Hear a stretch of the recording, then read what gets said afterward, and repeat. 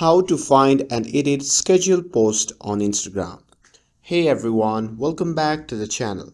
In today's video, I'm going to show you how you can easily find and edit your scheduled post on Instagram. So now without further ado, let's get started. So first thing first, open the Instagram app on your phone. And once you have opened it, simply tap on the profile icon shown in the bottom right corner of the screen. And here, once you are in your profile section, simply tap on the three dash icon shown in the top right corner of the screen.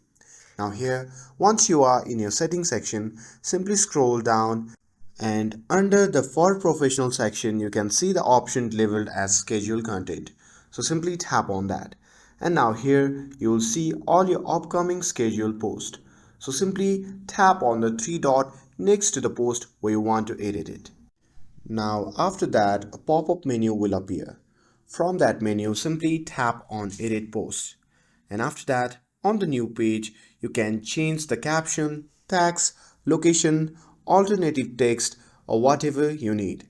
Just tap, and once you are done with that, simply tap on the tick icon shown in the top right corner of the screen. And that's it. That's how you can find and edit your scheduled content on Instagram.